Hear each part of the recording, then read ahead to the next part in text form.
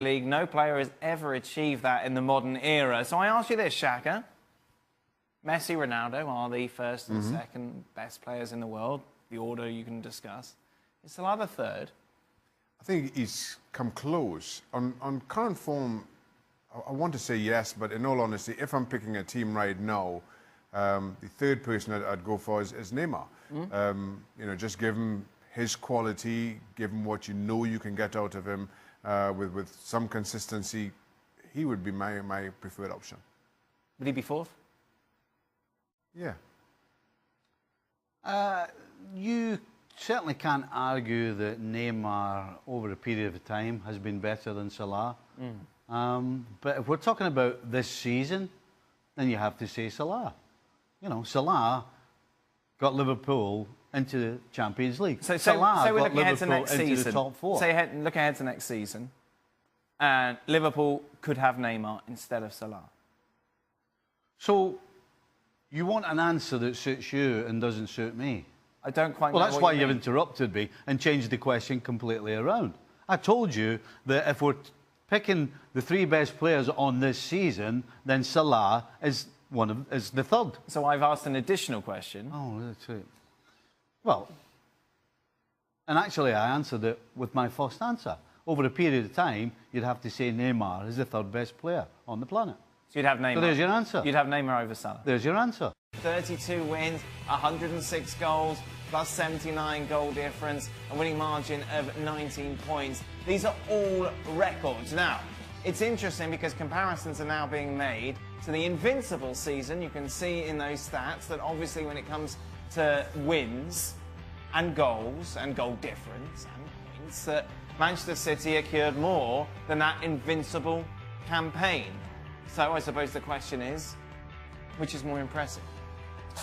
I think you still have to go with the Invincibles. To go through a season in 2003, 2004, I would suggest was harder than it is today. You know, because of the rules. You know, the rules of the games, the way that you can challenge then, as opposed to what happens now. I mean, you can't go near anybody and the referee's blowing his whistle for a free kick. So you can stick your team or load your team with 7 or 8 stars who are just going to go forward. You couldn't do that in 2003, 2004. So for me, I'd have to say the Invincibles still. Gab, what do you think? Well, I just had to chuckle there when I heard that, because I wonder if this is sort of an ongoing trend, because I know that back then, during the Invincibles season, there were people who were complaining and comparing the Invincibles with some of the great Liverpool sides that Stevie played on. And they said, oh, yeah, but it's a lot easier for this Arsenal team because, you know, back in the 1980s, you could challenge and it was a game for men and tough guys. And, you know, whereas now, you can't go near anybody. Basically making the same argument now. But no, for me, it has to be the points total. That Invincibles team was fantastic. I think there's a lot of games that, you know, late in the second half, things weren't going for them. They just spread the pitch. They kind of settled for a draw, perhaps. This City team didn't do that. Tiebreaker. And Shank? I'm going to go with Stevie here. And as hard as it is to argue with Manchester City's season and the records that they've broken, I think one of the big things that maybe you don't appreciate now is the difference between the haves and the have-nots, which I think is a whole lot greater now than it was certainly back in 2003, 2004. The gap between top of the table and bottom, both in terms of quality and pay structure, I don't think compares to what it is now. Who wins? Who wins what? They face off. They face off. I think City right now wins. With these laws, City win. These laws. Hey, you go back to 2003, Arsenal wins. And by the way, Gab, that argument that was given in 2003 was actually correct then as well, because the difference in the way the game was refereed from 80 to 90 to 2000, was a big difference. And there's a big difference between 2003 to now as well. So the argument actually is correct. Who wins the match, Gab? I think City win it. I'll tell you what, I'd love to see that. I'd love to see Petit and Vieira in their absolute pomp, trying to go and disrupt City. But I would probably lean City. ESPN FC with you now 7 days a week. And of course, check us out here on ESPN Plus. Now, many of those days seem to be speaking about the future of Neymar, the PSG president, not happy. Who says he cannot stay here? Did anyone say that? No one. He has a contract with us and he will stay 2,000%. Mathematically impossible, but there we go. Neymar, meanwhile, picking up Player of the Year in France, said each transfer window is the same things. Personally, it's not a moment for me to speak about anything. Everybody knows what I came here to do and my objectives. My goal now is to make the World Cup and not to speak about making or not making transfers. My whole life, each transfer window, it is talked about and it gets a bit annoying. Why not come out and say, I'm going to be at PSG next season, boom, done. No one will ask you about the transfer ever again. Why are you asking me? I'm with you 100%. All you got to do is turn around and say, I am staying at PSG, I am going nowhere. Boom. In the story, boom. It's Done. It shouldn't be that difficult.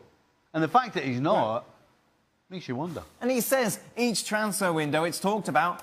Last transfer window, you moved. That's what it's talked about. I mean, yeah, it's talked about because of his own doing. You know, two transfer windows ago, it was PSG coming in, he turned them down, and 12 months later, we all know what happened. But that's par for the course. It's pathetic, that's isn't it? The whole thing is pathetic and embarrassing. It is. Wow. Why? What, Gab? Why? Because there's two to be fair about this. That one is that for whatever reason, the Spanish media keep banging on about the Neymar to Real Madrid story as some sort of possibility.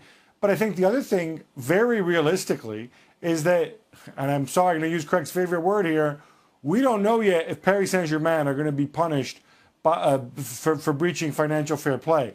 If that happens, so this is out. then This they're is going why to need he to raise money. can't. So they've said to him, when you're asked about it, Neymar, don't say anything, just in case we have to sell you because of this financial fair play thing. So just play down the question, pretend you're upset, and we'll cover you. You know that's not true, Gab. You know he's playing the game. Or maybe just being honest.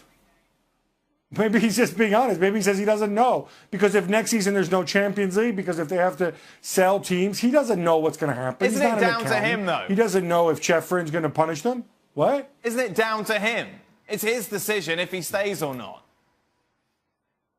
It's not down to him, because if the circumstances change, he might not want to stay. Do you really think he was sold on the idea that this is a super club and we're going to grow together and whatever else? If he finds out that, oh, guys, I'm here because you breached these rules you weren't supposed to breach, then that changes everything. I think it's as simple as that. I mean, I don't see why we need to go and crucify Neymar here for being honest.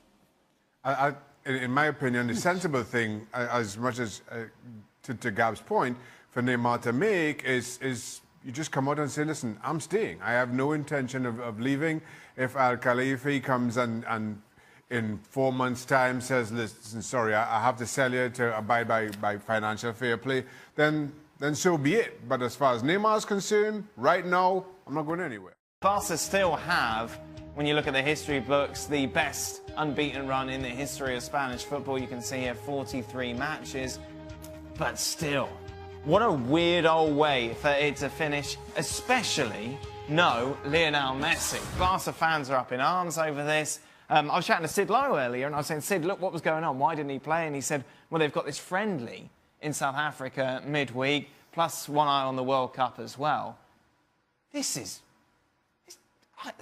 beyond explanation. This is the most ridiculous thing I've heard in football for quite some time. Why you announce a friendly a week before the end of the season, to start with. Just you're playing a friendly mid-season, right before you're about to write records in La Liga. And then to double down on that, you leave Lionel Messi out. At times we've seen this season, Barcelona have struggled without Lionel Messi, but at least they've had him on the bench and you can call on him if need be. Going into this game, Levante started 16th in the table. You understand the changes. You think you've got this one. But surely you at least have Lionel Messi on the bench. Why he's not there is simply beyond me. Valverde was asked after the game if he had any regrets. He said no, he had confidence with the team that he put out. Yeah, I understand that Messi not playing is getting all the headlines. But let's be honest. If you score 4 goals away from home, you'd expect to win if you're Barcelona. For me, looking at the team he picked, you've got a change in the goalkeeper, you've got a change in the 2 centre-backs. So don't be surprised when you lose so many goals. So, yes, I understand the Messi one. But to score 4 away and lose a game is just ridiculous. Valverde, I have no idea when he says he trusts the players on the field. Because clearly, well, he shouldn't. Gab, what do you make of all this?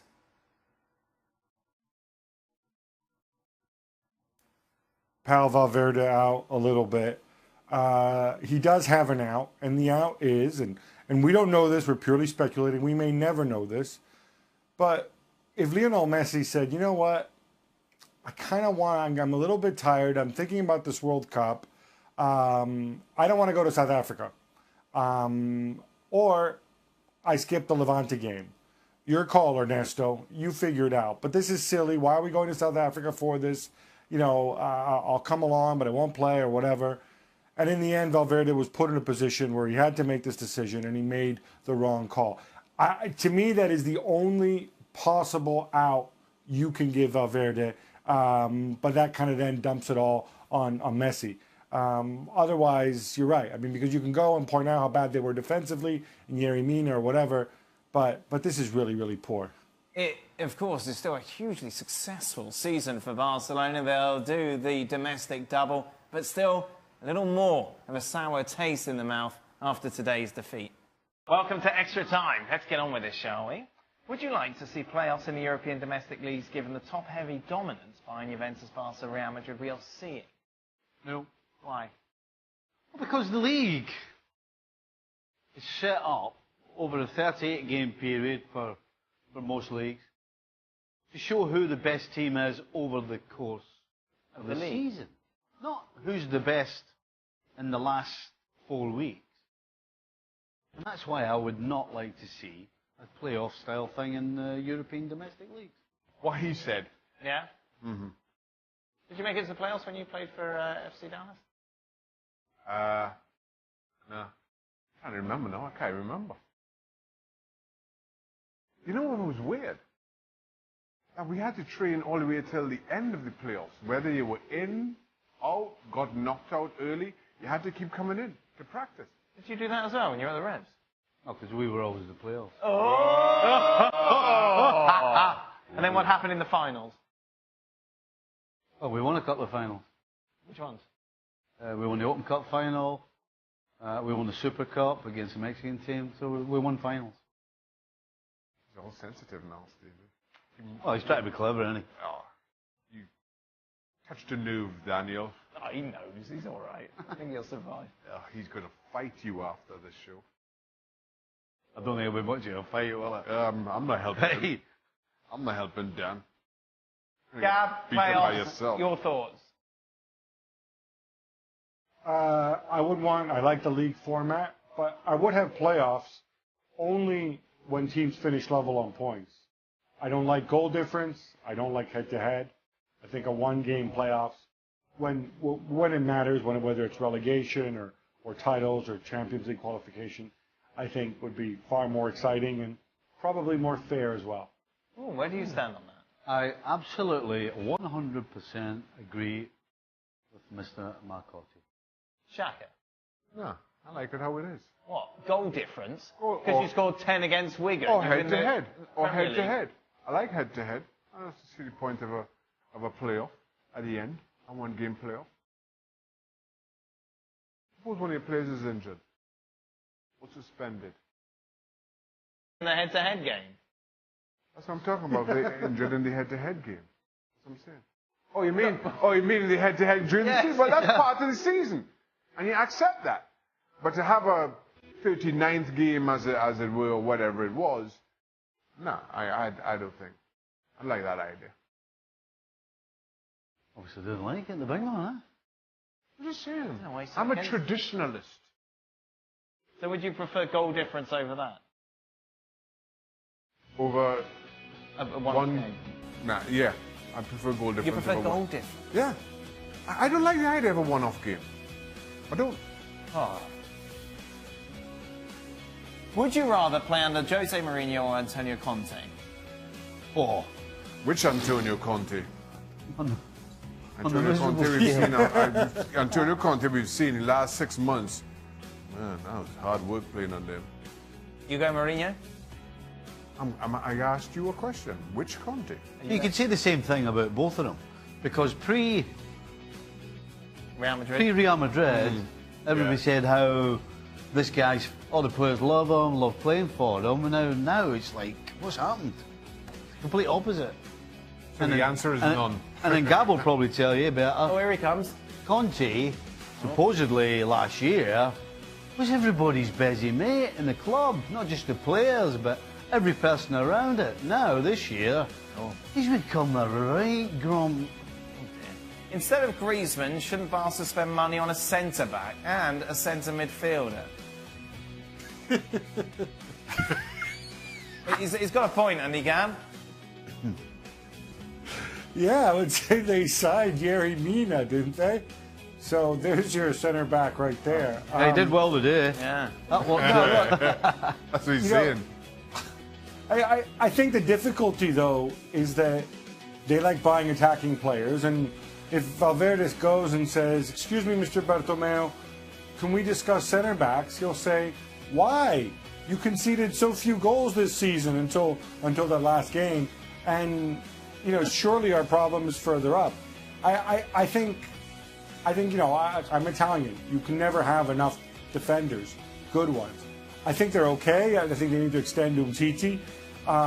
If Umtiti and Piqué play, that's a very good center-back partnership. Jordi Alba's back where he was. So, no, you don't need another center-back other than maybe somebody for depth. But that's not going to move the needle in a big game. Final question to Steve Nicol. Uh-oh. How jacked up are you for the final? right now, I'm okay. On the day, I'll be getting there.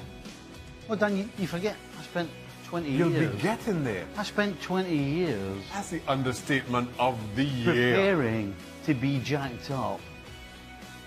The day of, Right. just on the kick-off. Yeah. Like just before the start of the show. That's it. I hope the Liverpool players are thinking that way, because if you start thinking about the final 5-6 days before it, it's called nervous energy. Right, what happens? You lose energy because of the nerves. That's why they call it nervous energy.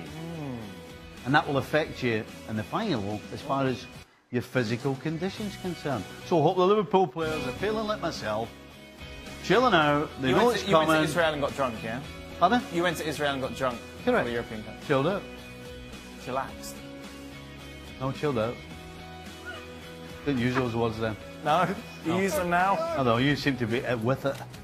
Chillaxed and all that. Yes, very much with it. Yeah. That's it, we are done. ESPN FC is back tomorrow. A round of applause. We are everybody. You like that? 7. Are you clapping yourself, Shaq, or clapping the Everybody. end? Everybody have a clap. Right, shut it down. Come on. Oh, I will shut it down. come on, Dad. Otherwise I'm going to start clapping again. 7 days a week, ESPN Plus.